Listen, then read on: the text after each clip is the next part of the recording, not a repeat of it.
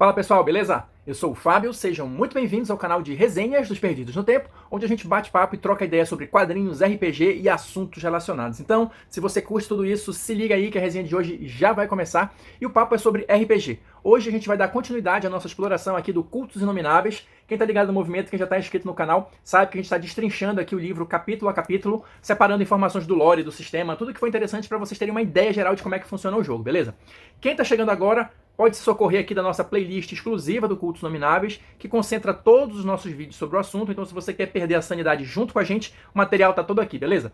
Quem está acompanhando os vídeos conforme eles vão saindo, sabe que hoje a gente vai começar um tópico novo. Ainda estamos no capítulo de magia, provavelmente vamos encerrar esse capítulo hoje. A gente vai começar aqui com os poderes superiores, tá?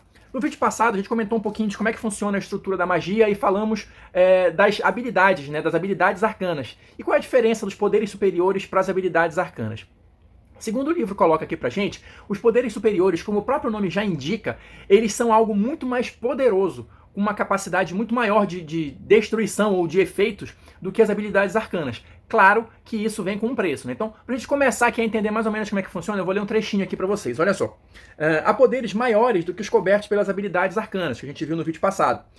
Exemplos: chamar ou expulsar deuses ou primordiais, restaurar a vida dos mortos, viajar milhares de anos no tempo ou em outras dimensões, provocar fenômenos de destruição absoluta, desintegrar uma pessoa, criar vida, terríveis maldições de família, criar itens mágicos, etc, etc. Toda essa gama de possibilidades de exemplos estão cobertos pelos chamados poderes superiores, tá? Só que, como eu falei, claro que isso vai ter um custo, claro que isso vai ser um porém, né? Afinal de contas, estamos falando de efeitos muito grandes e estamos aqui num jogo baseado nos mitos de Cthulhu, que a gente sabe que o negócio tende a não terminar bem, né? Enfim, vou ler mais um trechinho aqui pra vocês, olha só. Em termos de jogo, os poderes superiores não se enquadram dentro de uma habilidade arcana. São fórmulas estranhas e exigentes, rituais complicados que só podem ser executados seguindo instruções muito precisas e em condições muito específicas. Quando as estrelas estão alinhadas, após o abate de um ente querido, após um mês de jejum, imerso em sangue de virgens, em cima de uma antiga torre no meio da Antártida e assim por diante. Ou seja, o que eu quero dizer com isso? O que o livro, melhor dizendo, quer dizer com isso? Os poderes superiores, assim como eles colocam efeitos muito mais poderosos do que os das habilidades arcanas, as exigências também são muito maiores. Ou seja, não é uma coisa simples de se usar. E uma coisa que o livro coloca aqui bem claro é o seguinte: não existe a possibilidade, regra geral, tá, de você aprender um poder superior. O que eu quero dizer com isso? Você tem que sempre ter as instruções ali à mão para poder seguir a risca, justamente porque elas são complexas e cheias de detalhe, tá? Então, você não pode fazer um ritual, um poder superior de cabeça. Decorei isso aqui. Até tem uma possibilidade aqui que o livro coloca, mas com certeza você já não vai mais ser humano se você chegar nesse nível, né? Então, enfim, regra geral, você precisa ter sempre à mão ali todas as instruções minuciosas dos poderes superiores para que você consiga fazer com que eles funcionem, tá? Outra coisa que é importante de deixar claro aqui: os poderes superiores, eles são considerados aqui na tabelinha de dificuldade, vamos colocar assim, do sistema ITOS, tarefas muito difíceis. Ou seja, a dificuldade base deles é 25, tá? Ou seja, é algo, claro, sempre muito difícil, sempre muito custoso de você conseguir. Justamente porque o efeito é grandioso, como a gente está comentando aqui desde o início, né? Outra coisa, outro detalhe importante: todo poder superior, ele vai ter uma complicação opcional. O que é uma complicação opcional? Algo que pode dar errado. Mas tem um detalhe interessante aqui que eu acho que vale a pena a gente mencionar aqui. Olha só, invocar um poder superior sempre tem uma complicação particular que dependerá do poder em questão.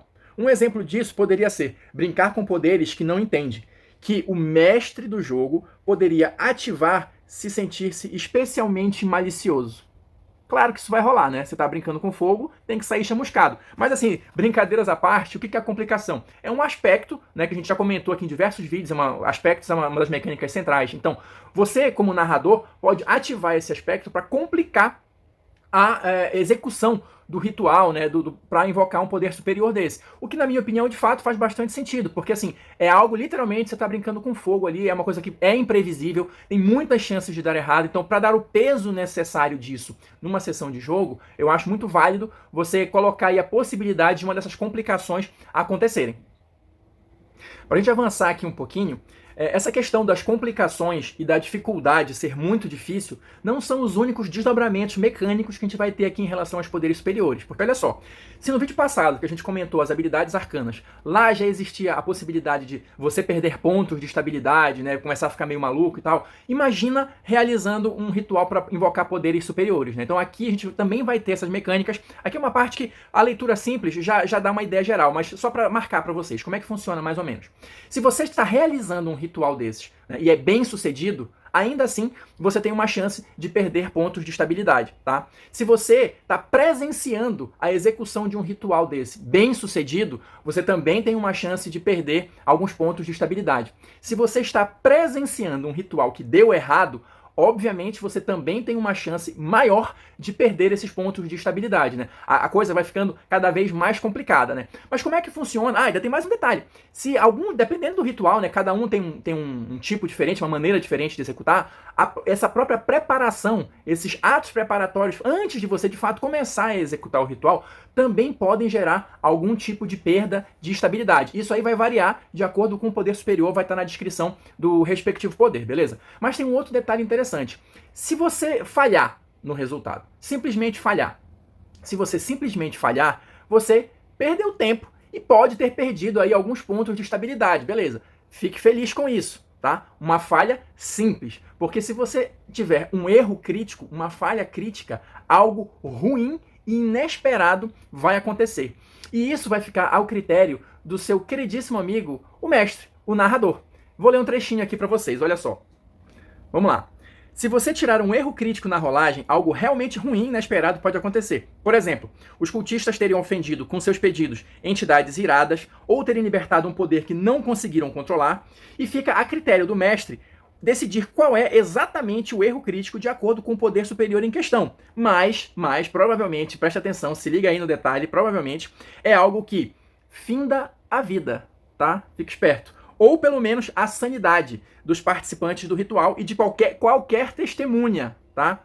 Quem sabe se também matará milhões de inocentes ou até mesmo toda a Terra. Ou seja, tudo isso para deixar bastante claro que poderes superiores, pelo menos da maneira como eu estou entendendo aqui, não é algo para você ficar brincando aí com seus personagens, para fazer toda hora ali um bagulho desse. Não. Porque os riscos são muito altos e pra gente respeitar, vamos colocar assim, o peso do jogo e a temática, eu acho que essas regras têm que, de fato, ser levadas à risca. Porque senão vira bagunça, né? Senão toda hora alguém tá usando um poder superior e tal, e aí perde um pouco da graça do jogo, pelo menos na minha opinião.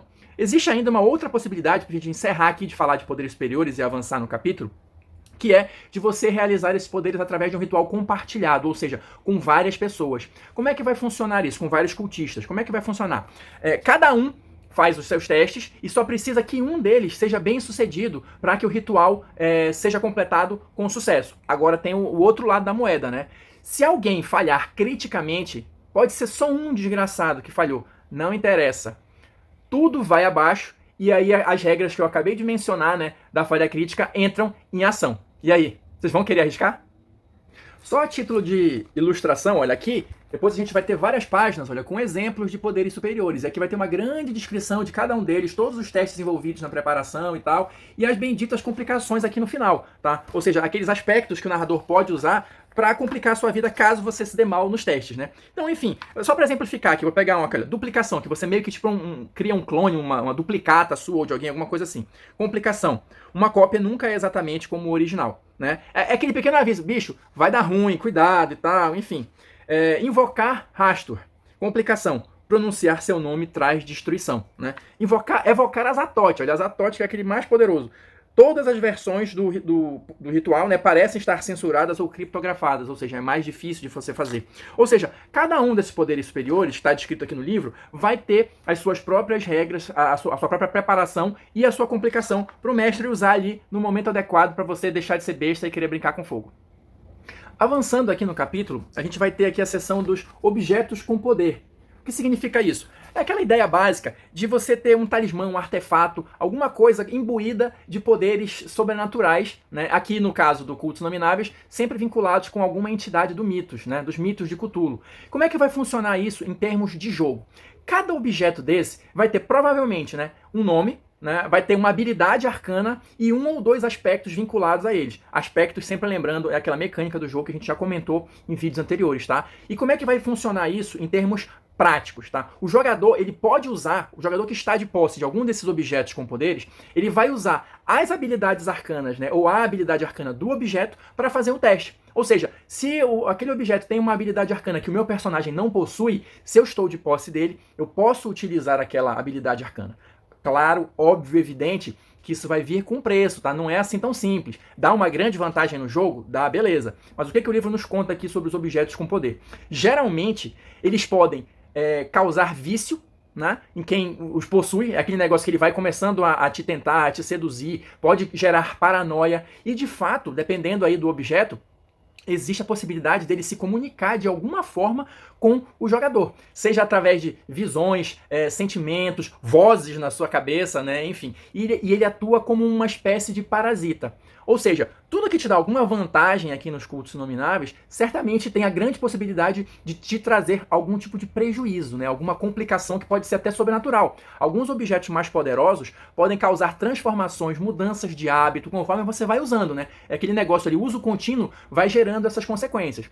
E também algo que o livro deixa bem claro, esses objetos, eles são algo difícil de ser encontrado, né? Então, de repente, o objetivo de uma história inteira ou de uma campanha pode ser justamente encontrar um desses objetos só para na história seguinte ou no capítulo seguinte da campanha você começar a se ferrar porque passou a usar o objeto, né? Enfim, fica aí, o golpe tá aí, cai quem quer, né? E assim, só pra gente fechar aqui essa sessão, muitos desses objetos com poder, eles podem ser construídos, eles podem ser criados a partir dos poderes superiores que a gente acabou de mencionar. Então, alguns dos poderes, o objetivo é justamente você criar esses objetos. Então, não necessariamente eles vão ser algo único, assim. Ele vai ser único para aquela pessoa que o criou. Mas, por exemplo, um exemplo de objeto com poder aqui. Agulha mágica. Não existe só uma agulha mágica. Você pode criar várias outras usando o poder superior correspondente. Mas não sei se está dando para vocês perceberem, mas é tudo cada vez mais intrincado, mais difícil, mais complicado. Quanto maior o bônus, vamos colocar assim, maior é o risco. Avançando aqui no capítulo, a gente vai ter a próxima sessão, que é a dos tomos.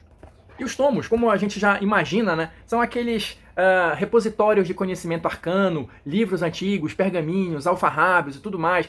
E aí você fica pensando, poxa, mas a pegada do Cultos Nomináveis não é modernizar o sistema, não é modernizar a ambientação, melhor dizendo? Sim, é isso mesmo. O que o livro traz aqui de informação? O conhecimento originalmente estava contido nessas formas antigas, né? Vamos colocar dessa maneira. No pergaminho, no tomo, etc e tal, na tabuleta escrita, alguma coisa assim. Nada impede de que você transfira isso para o mundo digital ou para alguma outra mídia. Mas aí a gente vai ter alguns problemas. Primeiro, tem a mesma situação que eu falei nos objetos com poderes lá. Você vai ter uma dificuldade de encontrar uma fonte original, né? De encontrar aquele livro, aquele fragmento, alguma coisa assim, mas a partir do momento que você encontra, você pode muito bem digitalizar aquilo ali, escanear, transformar num PDF, jogar o conteúdo numa página, numa Deep Web da vida, sei lá. Tudo isso é possível aqui no cenário de cultos nomináveis, tá? E todos esses objetos vão funcionar da mesma maneira. Então, olha só, tem um detalhe interessante que o livro coloca aqui. Olha lá. A verdade é que, embora as aparências enganem, para o poder que implica o conhecimento dos mitos, a maneira em que ele está contida, a informação, é pouquíssimo importante. Não importa se é um tomo velho, um documento digital ou uma pessoa que memorizou fragmentos de um feitiço. Ou seja, ele coloca aqui tomo, mas pode ser qualquer tipo de coisa. Como eu falei, um PDF, uma página da web ou até outras coisas, tá? A gente vai falar um pouquinho mais disso logo adiante, mas segura aí essa informação. Como é que funciona, em termos de mecânica, os tomos aqui? O livro traz 3 características básicas de cada tomo, ou seja, ele vai ter um valor oculto. O que é esse valor oculto? É o conhecimento dos mitos que vai estar contido ali naquele tomo, né? Vai ter também habilidades arcanas que vão funcionar da mesma maneira que os objetos com poder, né? Ou seja, você pode utilizar as habilidades arcanas do tomo como se fossem suas, né? E também todo tomo, geralmente, vai ter instruções para a realização de algum poder superior. Então, basicamente, você vai ter essas 3 informações em cada tomo, em cada pedaço de informação que você encontrar ao longo do jogo, tá? Como é que vai funcionar isso também em termos mais práticos? O fato de você adquirir esse tomo não quer dizer automaticamente que você vai conseguir entender o que está lá, tá? Cada tomo vai ter também uma característica que ele chama de valor de complexidade.